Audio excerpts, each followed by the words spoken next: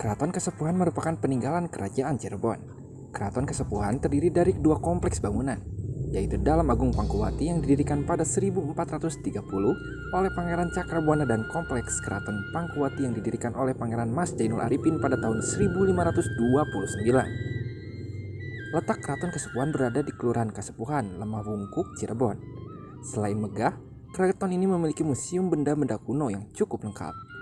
Salah satu koleksinya yang terkenal adalah kereta Singa Barong, kereta kencana Sunan Gunung Jati yang hanya dikeluarkan setiap 1 Syawal untuk dimandikan.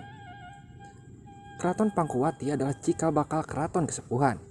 Nama Pangkuwati berasal dari nama Ratu Dewi Pangkuwati binti Pangeran Cakrabuana yang menikah dengan Sunan Gunung Jati.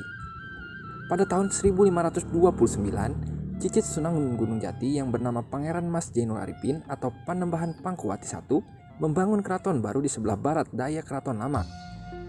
Keraton baru ini dinamai Keraton Pangkuwati, mengabdikan nama Ratu Dewi Pangkuwati.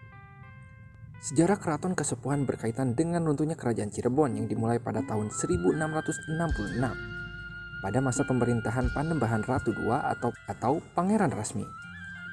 Pada saat itu, Sultan Amungkurat I, penguasa Mataram yang juga mertua Panembahan Ratu II, memanggil menantunya tersebut ke Surakarta dan menuduhnya telah bersengkokol dengan Banten untuk menjatuhkan kekuasaan di Mataram.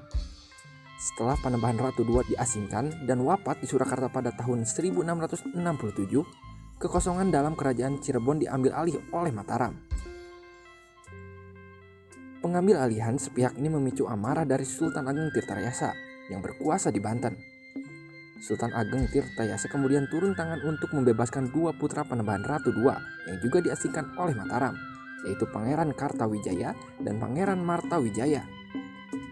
Pada tahun 1677, terjadi konflik internal di Kesultanan Cirebon karena perbedaan pendapat di kalangan keluarga mengenai penerus kerajaan.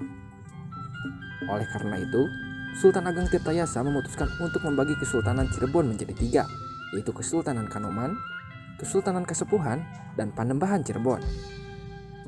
Kesultanan Kanoman dipimpin oleh Pangeran Kartawijaya yang bergelar Sultan Anom I.